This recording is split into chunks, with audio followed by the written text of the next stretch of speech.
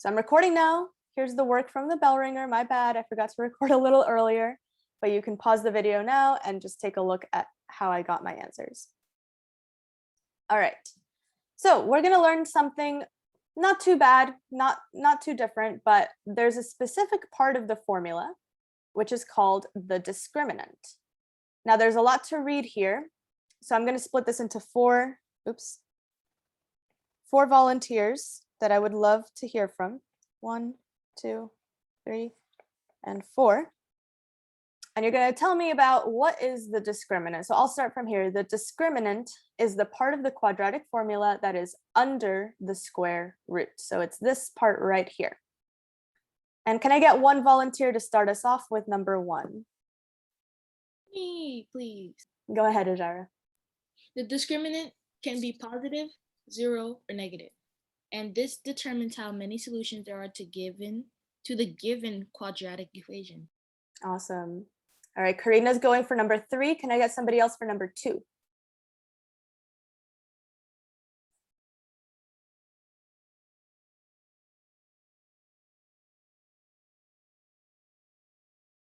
Who would like to go for number 2 before I call on someone?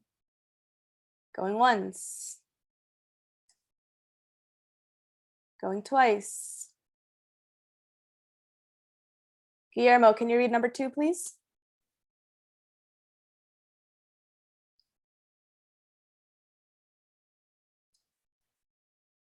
Can you or no?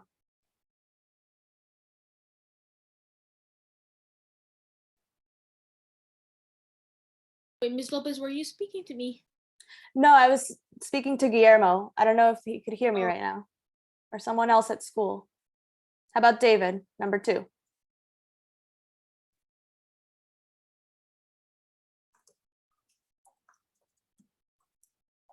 Okay, I don't know what's going on at school. Can anyone at school hear me right now? I just want to make sure. If you're at school, just let me know if you can hear me. Okay, so Raymond can hear me. Then what's going on with David? Okay, David, since you weren't paying attention, you read number 2. Go ahead.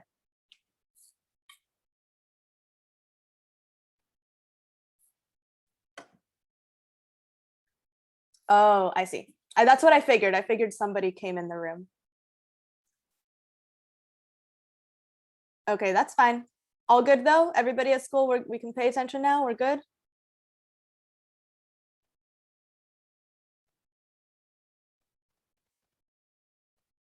Got it. Okay, but are we good now?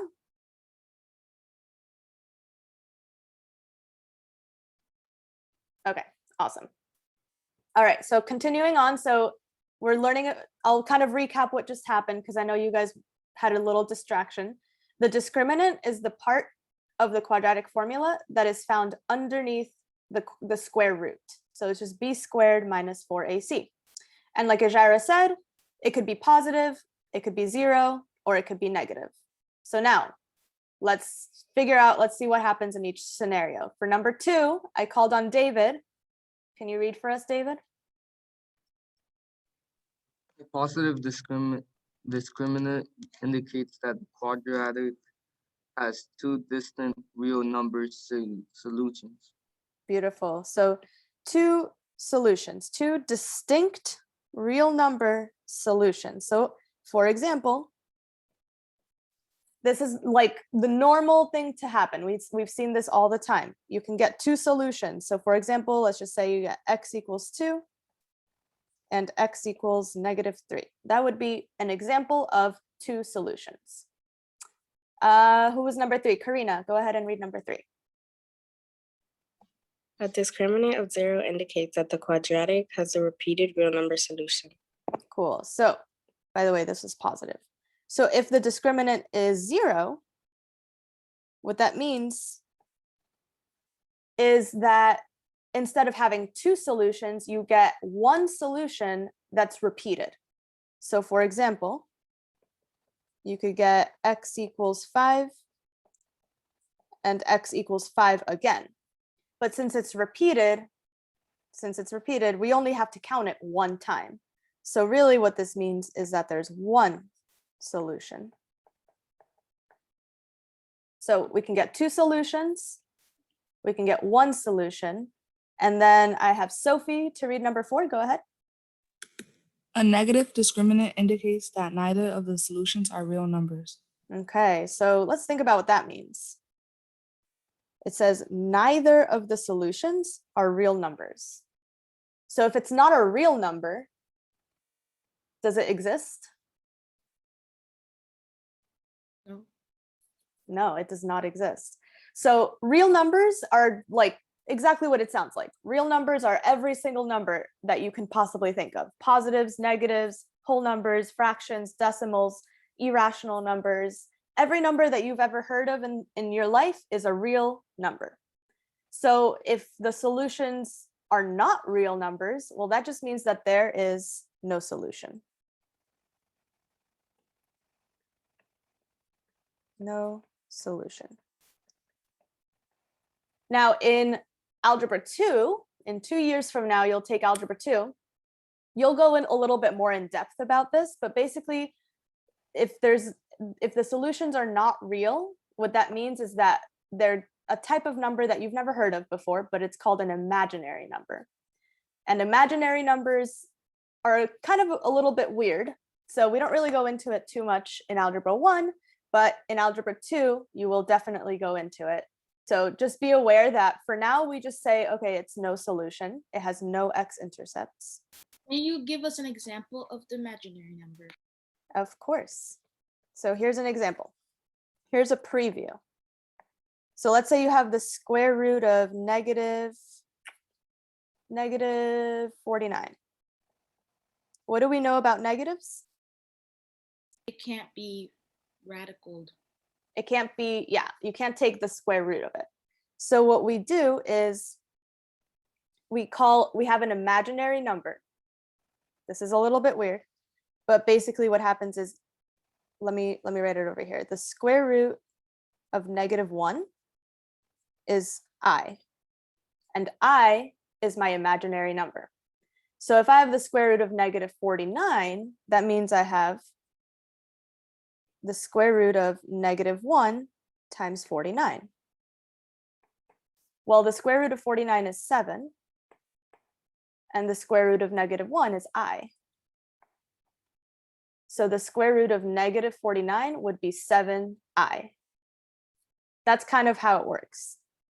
But like I said, we don't really do this in Algebra 1 because honestly, it's because it takes really long. It takes kind of a while to get used to it and to understand it. And we don't have that time. So for math, we usually teach it in Algebra 2 because then you can go more in depth with it. But that's kind of a preview. When we don't have a square root for a number, for say, how do I put this? Like the other problems that we did and we didn't have a square root, but then we broke it apart to find the square root. It's sort of It's kind of like that. Yes, it's actually very similar to that. Yep. So good connection there. But like I said, don't stress about this right now. You definitely don't need to. We do not need to worry about this until Algebra 2. So for now, just know that if you have a negative square root, it's no solution, which we've actually already talked about before. So none of this is really that new. But we're going to go into it now and kind of see why it's true. So we're going to do a couple of examples. And we're going to use the quadratic formula, just like normal. But this time, we're also just going to pay attention to the number on the inside, which again, we call that the discriminant. We're going to pay attention to what that number equals, and then we're going to see why it leads to one of these 3 scenarios. So remember, the 3 scenarios are, you can have 2 solutions, you can have 1 solution, or you can have no solutions. And now let's just go through it. Let's go through it like normal and take a look. And we're always going to begin by writing down the formula so that you memorize it and singing it in your head. So here we go. 5, 6, 7, 8. X equals -b plus or minus the square root of b squared minus 4ac all over 2a. Okay, so I'm going to fill everything in. I forgot to write this down, but what is A, what is B, and what is C?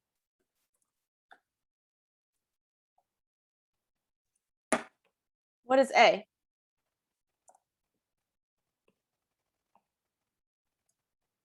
A is 9, good. B?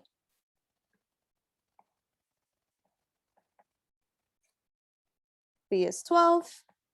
And C is 4. Good. And in this case, it was already in standard form, so we're all good to go. Nothing new. All right, B is 12. Let me fill that in. A is 9. C is 4. Then I go through and I simplify things out. But remember, we're going to pay close attention to what this number ends up being. So let's go for it. I get negative 12 plus or minus the square root. All right, what's 12 to the power of 2?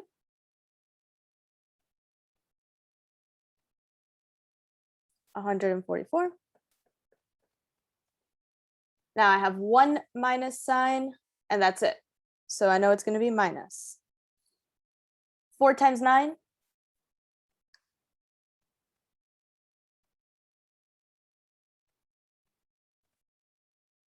36. 36 times 4?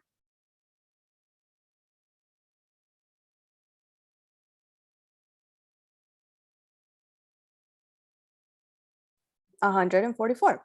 Oh, interesting. Okay. So what do I end up being? What is my discriminant?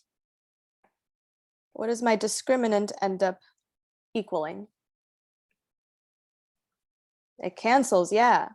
144 minus 144 is 0. And what did we write down? When the discriminant equals 0, what happens?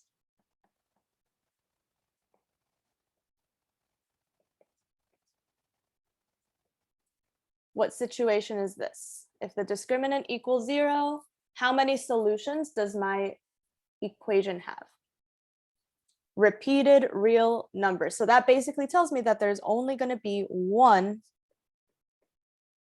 solution. Okay, so let's actually see why that is. Why do I only get one solution? Well, what is the square root of 0?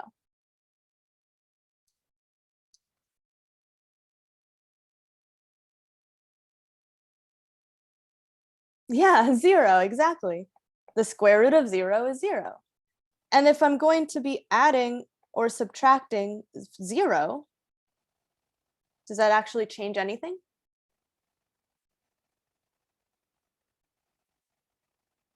No. Well, I'm going to do it anyways, just to make sure we all see it. So if I add 0 over here, and I subtract 0 over here, in both cases, I still get negative 12 over 18. Oh, bye guys. Those of you who are testing, bye Jade, Guillermo, Bianca, good luck. Okay. So in both cases, no matter what, since over here I'm adding, over here I'm subtracting, either way, I end up with negative 12 over 18. And since those are the same exact solutions, they're repeated, that means I really only have one solution. And my final answer would be, can I simplify negative 12 over 18?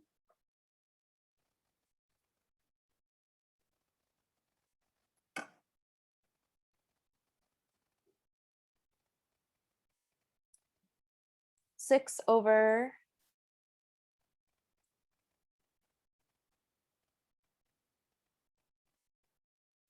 9. I can keep going. Simplify it again. And what does that become? 2 over 3. Negative 2 over 3. And that is my one and only solution.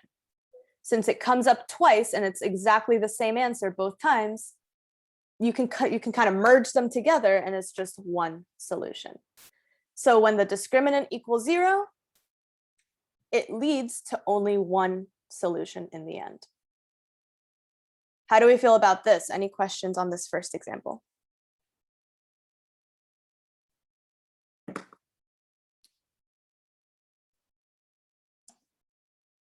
All right.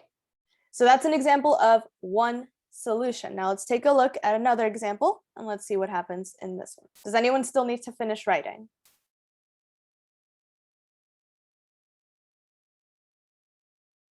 Okay. All right. So here we go. We're going to do it again. I'm going to sing that song again and we're going to keep memorizing it. Remember to write it down as we go. Every time you want to write it down, the more you write it, the more you're going to memorize it. X equals negative b plus or minus the square root of b squared minus 4ac all over 2a. Let's fill it in. In this case, am I in standard form? Am I good? I can just go A, B, C.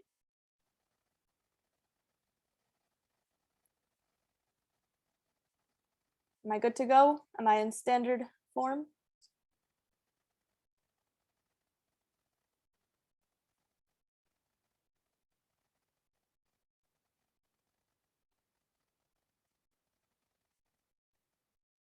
Okay, so my question is, am I in standard form? And the answer is, yes, I am, because I can just go straight down. A equals 3, B equals 4, C equals 2. All right, here we go. Plugging everything in. Here's my 4. Here's my 3. Here's my 2. All right. Now, again, as we go through this, pay close attention to what we get as the discriminant. 4 to the power 2.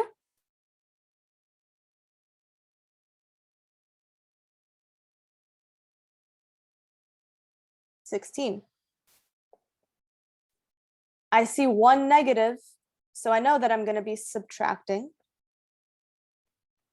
So minus 4 times 3, that's 12. 12 times 2, that's 24. And then 2 times 3 is 6. All right, we're getting close now. What's going to happen here? 16 minus 24.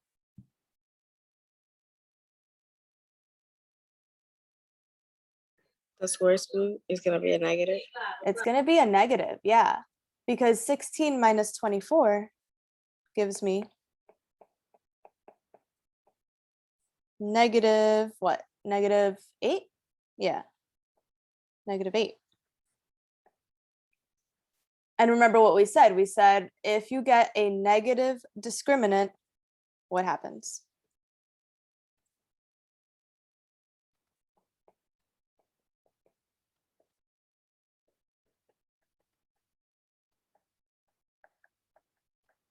Neither are real numbers. And if neither solution is a real number, that means that I have no solution. Exactly. No solution. So at this step, when I notice that this is negative, you can't take the square root of a negative number. It is not mathematically possible. So at that step, we are done. No solution. Now, can somebody remind me, what does it mean if there's no solution? On a graph, what does that actually look like?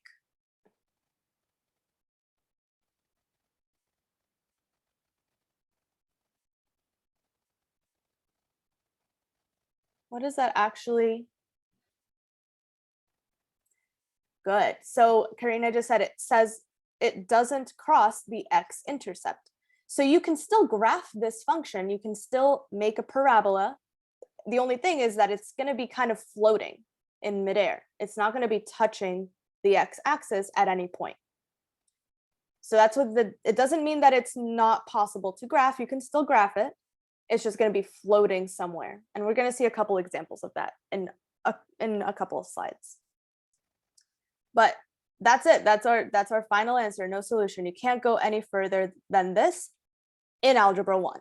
But like I said, in algebra 2, it'll be a little different. But in algebra 1, at this point, we're done. No solution. Questions on this one?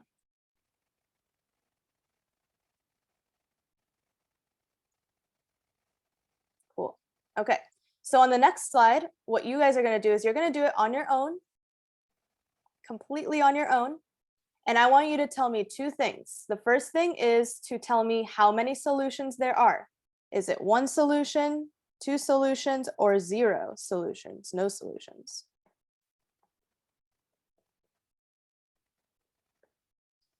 And then after you tell me how many solutions, then you can keep going and you can solve the equation and get a final answer. So go ahead, I'm gonna give everybody an ample amount of time. I'm gonna give you guys 5 minutes. So you can take your time if you need it. If you wanna go through it quickly, if you feel comfortable, then go through it quickly and then take a break. But go ahead and get started, 5 minutes on the clock.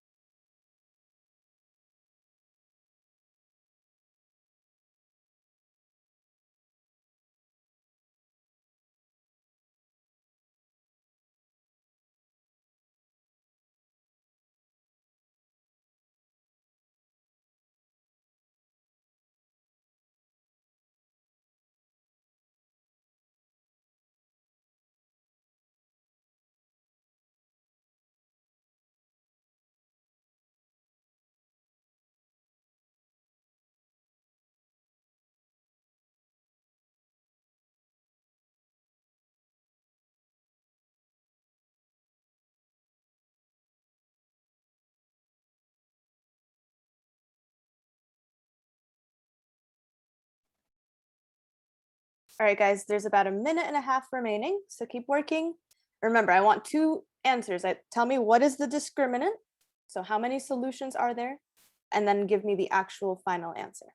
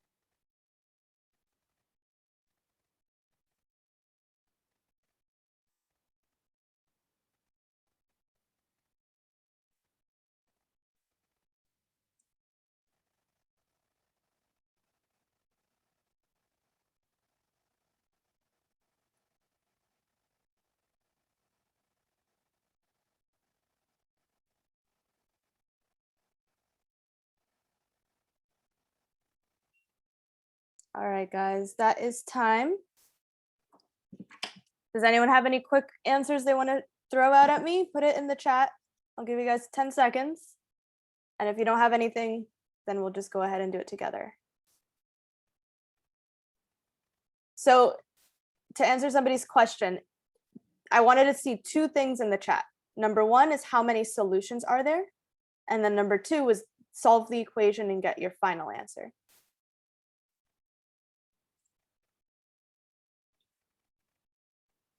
So it's two different things.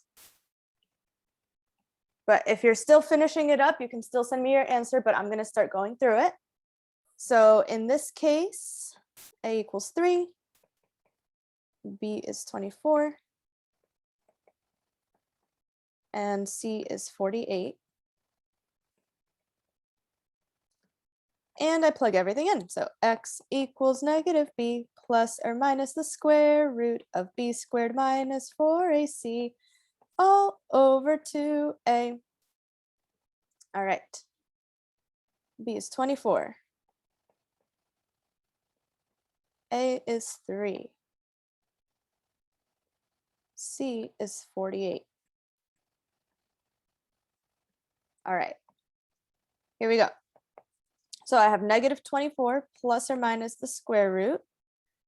And let's check this out. So I have 24 to the power of 2. What does that give me?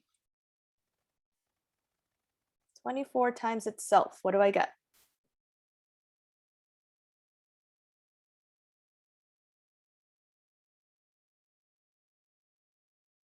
$576. Good. Then I have negative 4 times 3, that's negative 12. Negative 12 times 48, that's going to be a negative number. And what is that going to be? Negative 12 times 48. Also good. You get negative 576 over 6. Okay. So what's going to happen here? 576 minus 576, I end up with 0. So this is the first answer I wanted in the chat. The first thing I wanted to know is how many solutions is it going to be? If my discriminant is 0, what do I have here? How many solutions?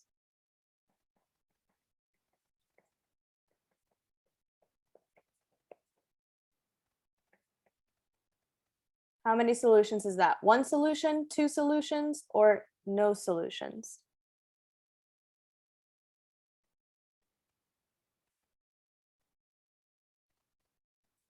Repeated real number solution, which just basically means you only have 1 solution. It's the same solution repeated. So it boils down to just 1 answer. So that was the first thing I wanted to know. And then after that, well, now we can actually solve this equation and get an answer, because we know the square root of 0 is just 0.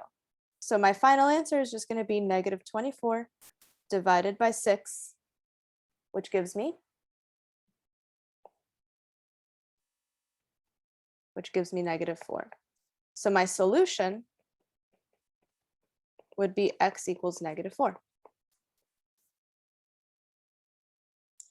All right, so those were the 2 things I wanted to hear is how many solutions will it be? And then what is the actual answer? So now how do we feel after a couple times doing this? How do we feel about using the discriminant? Any questions on that?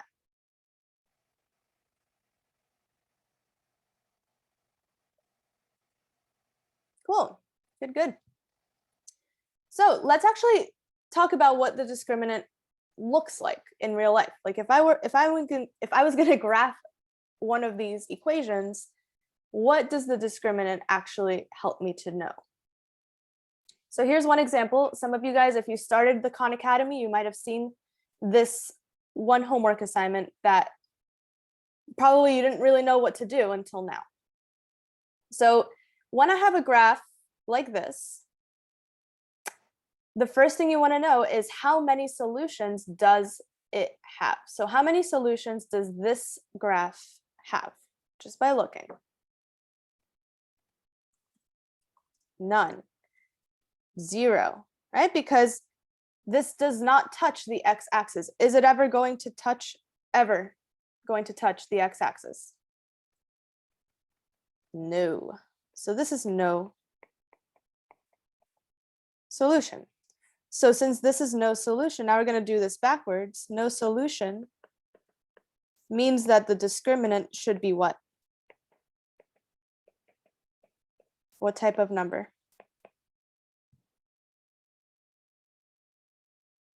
Is it positive? Is it 0? Or is it negative? It's negative. Because we know that you can't take the square root of a negative number. So if the discriminant is negative, then you have no solution. And so with any type of graph, just by looking at the graph, you can figure out if the discriminant would be positive, if it would be negative, or if it would be 0. Now, I want to answer something that was put in the chat a couple minutes ago. Someone asked, is the discriminant kind of like the zeros? And you have to be really careful because the discriminant isn't the same thing as the zeros, but it's connected to the zeros. It tells you how many zeros you have. So there's only 3 different scenarios, right? If the discriminant is a positive number, then you have 2 solutions, but you don't know what those solutions are unless you keep going and you solve the problem. If your discriminant is 0, then you have 1 solution, but you don't know what that solution is. You don't know what your zeros are unless you keep going and you solve the problem. And if your discriminant is negative, then you have no solutions and then you're done. You don't have to continue because you already know that it's going to be no solution. So to end, long story short, yes, it's kind of like the zeros. It's connected to how many zeros you have, but it's never going to tell you the actual solutions. In order to know the actual solutions, just like this problem, at this step, I had to keep going and then solve all the way till the end to know my actual answer. So the discriminant told me that I have 1 solution, but I didn't know what that solution was until I kept going and finished out the problem. Okay, so it's useful, but not that useful. So this is an example of no solution. Your quadratic graph is just floating. It's floating in quadrant 1. How about this one? How many solutions does it have?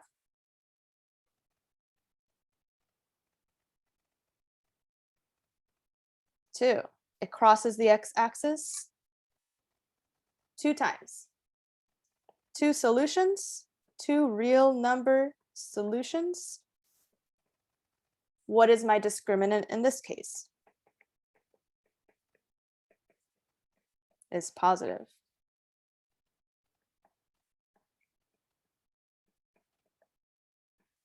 Do we know what number it actually is? Do we know what, if it's +5, +8, +20, do we know that at all? No. But we know that it's a positive number. So again, that's the thing, is it's useful, but it's not that useful. So 2 solutions, if it crosses the x-axis 2 times, then you know that your discriminant is a positive number. And then finally, how many times is this one touching the x-axis?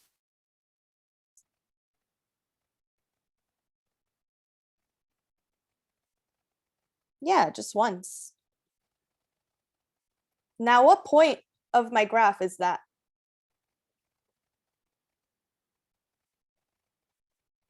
It's the origin, but on the parabola, what is that place called? It's more specific than that. It is the y-intercept. It is also the x-intercept. And it's the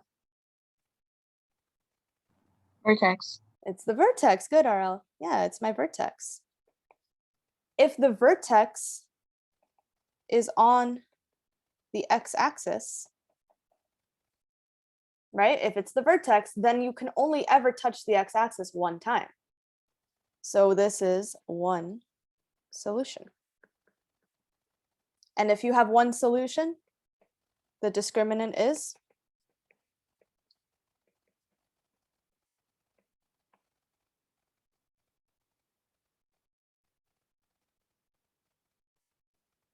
Yeah, this is also the axis of symmetry. This is like an all-in-one point.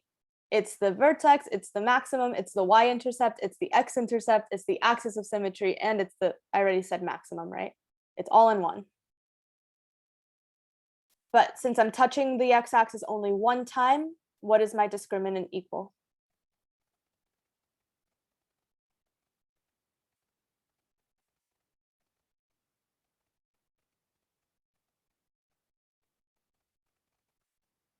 Good, Lauren. Discriminant equals 0.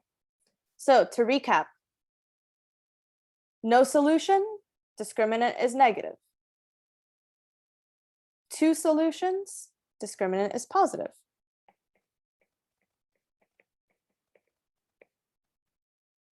1 solution, discriminant is 0. So that's the way it goes. This is, I wanted to include this because it is on Khan Academy. And it's a matter of just making sure we understand the definition. This is not a difficult problem. You always have only three answer choices. It's either positive, 0, or negative. So do I have any quick final questions on how to know what type of scenario you have?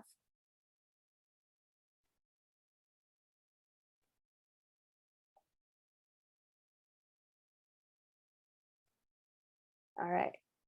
Now, in that case, I want to go back really quick to our bell ringer. And I want us to see the difference because we've seen examples of 1 solution and we've seen examples of no solution, but we haven't really talked about 2 solutions in a little while. So let's take a look over here. In our bell ringer, what was the discriminant was a positive number.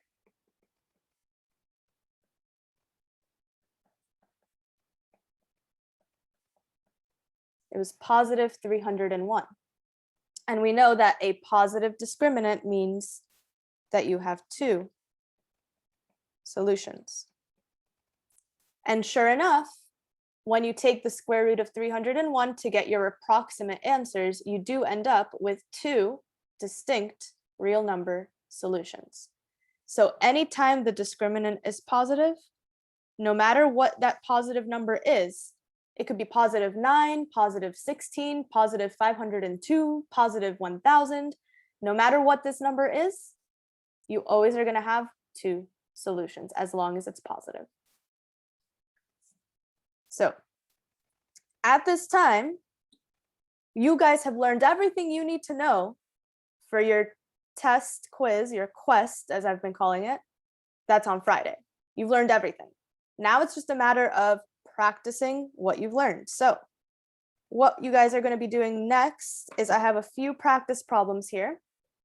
And for these practice problems, you're going to give me, again, 2 answers in the chat. You're going to tell me how many solutions does it have? Does it have 1 solution, 2 solutions, or no solutions? Then you're going to keep going and solve the problem and then tell me what the answer, what the solution actually is. If it has solutions, you got to tell me what they are.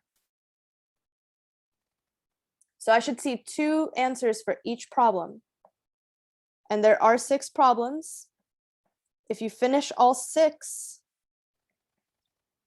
then you can move on and work on your homework. And if you do finish all 6, let me know because I can give you extra credit for getting it all done.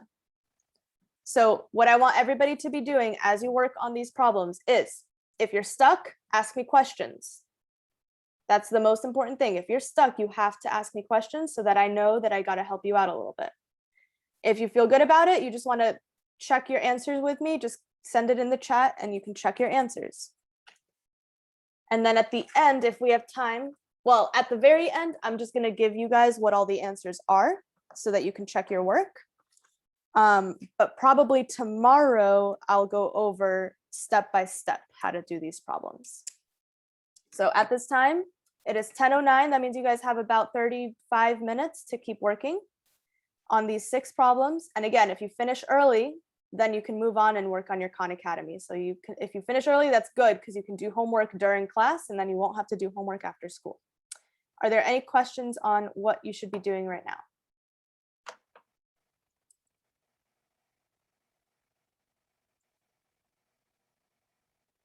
All right, so as you go, like I said, send me your answers so that I can check your work as you go.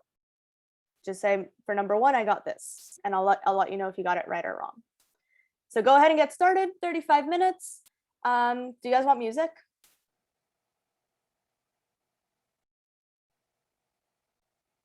Yeah? All right, I'll play some music and go ahead and get started.